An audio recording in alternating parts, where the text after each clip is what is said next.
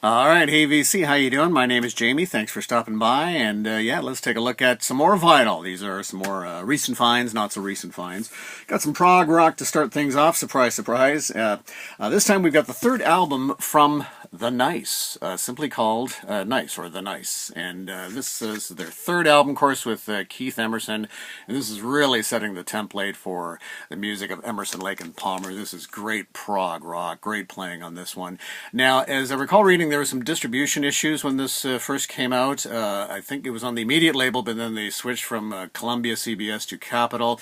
So then the third album was released under the title Everything as Nice as Mother Makes It. But yeah, so this is from 1969, and this is on the Immediate label.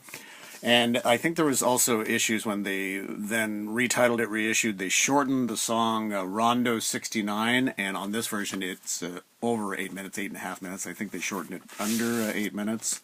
But yeah, I was pleased to see this. This is a Canadian pressing on the Immediate label. There you go.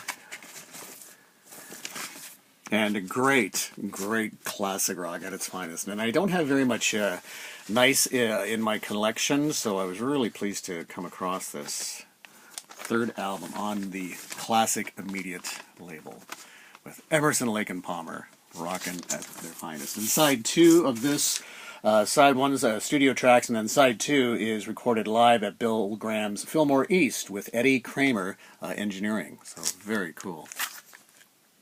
Nice album. All right, it's more prog rock. We've got Strawbs and their album Ghosts. I always thought, excuse me, I always thought that this was a pretty cool cover with the ghosty image on the back, because there you have it.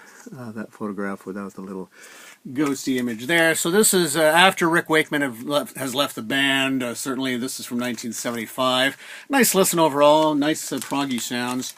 And this one came with the insert, the lyric sheet insert, which is very nice. And this is on A&M Records, and I think that this would be at least an original Canadian sleeve, Canadian pressing, because it's an A&M sleeve, and then they're advertising other albums like Valdi's Landscapes and Keith Hampshire's the first cut. That's on the A&M label, and there you go. But yes, this is certainly a band I have been getting into a little bit more, just kind of discovering. I mentioned on an early video that I picked up a Canadian compilation of classic Strawbs. It's a nice double album, a nice overview of the band, but this is certainly a group I have been getting into and just kind of discovering a little bit more. It's interesting, some of those prog bands that you know of, but you just haven't had the time to really discover and really get into. Okay, and we've got something a little different. This came out, I believe, in the late 50s. This is on Capitol, and this is an instrumental album, Wild Stereo Drums. How about that? A wide-ranging program of music accenting powerful percussion in dazzling stereo. So this is all, it's not a rock, it's kind of like a big band kind of thing. But they go through a variety of styles kind of related to big band sounds. Some of it a little bit almost military marching sound, others kind of a little bit sort of bossa nova style, but a lot of big band kind of stuff throughout. This is really an outstanding record and well recorded, and it just sounds great. And this, of course, on the classic Capitol label. Just a great album. I was really pleased to see this. And this one didn't cost me much at all. I think I picked this up at one of the thrift stores. So it's a nice find. All right, we got a little showbiz for you. We got Tom Jones live in Las Vegas at the Flamingo. And this album, I believe, came out in 1969, and I think this was one of his first live recordings. And he's turned up the R&B notch on this when he kicks it off with Turn On Your Love Light, and then he's got his cover of Otis Redding's Hard to Handle, and then he's also got a couple of Beatles covers, Yesterday and Hey Jude, and then he does the hit It's Not Unusual, and then wraps it up with a twist and shout, sort of rave up, if you will, at over 6 minutes long. But overall, this is good. He's got a really good band on this one. Now, the band isn't credited, but reading about who the band members was included Chris Slade on drums, and Chris Slade then went on to drum for AC/DC, and I believe is the current drummer for AC/DC, Chris Slade. And yeah, this is on the Parrot London label. But yeah, overall, good album.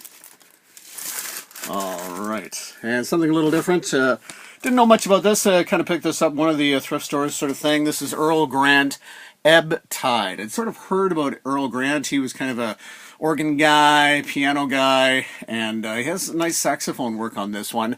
His organ work on this is not necessarily my style, but overall it's a nice album, and he does a couple of Errol Garner songs, which I have artists I've featured on earlier videos. He does Errol Garner's Dreamy and also Errol Garner's Misty. And overall, yeah, of course, doing Ebb Tide and things like Bewitched, Canadian Sunsets sort of thing. I don't want to say schmaltzy, but it's nice overall. And this one came in the original shrink, which I was very surprised to see. And even up in the corner it says Wilco, and it looks like the price is $3.75, purchased initially at Wilco. Yeah, and on the great Decca label. But yeah, Earl Grant and Ebb Tide. Okay, third album from this band. This is a band that's definitely kind of been forgotten about. The band Audience. This is a UK band, kind of described as art rock, some kind of proggy elements, if you will.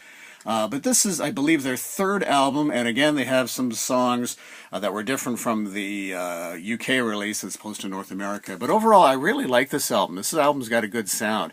I have another album from this band, their next album that's simply called Lunch, which I didn't really get into, but this one I'm really enjoying. Got some nice flute work, some nice rocking kind of sound throughout. As I said, touches of prog. And it was interesting, I picked this up used, and there was another copy with it, sort of right beside it, sort of looking at the two. And this one was a gatefold, and then the other was not. So I think when they did reissue this album in the 80s, this album came out in the 70s. When they reissued it in the 80s, they didn't have it a gatefold. So I opted, and again, this one and the other one were the same price, I opted for the gatefold. Surprise, surprise. And of course, this is a great Hypnosis cover. Hypnosis, of course, as we've talked about, designed a lot of albums for Pink Floyd and whatnot. Great cover. But it's a good album. Well worth checking out. Audience and The House on the Hill. There you go, foreboding.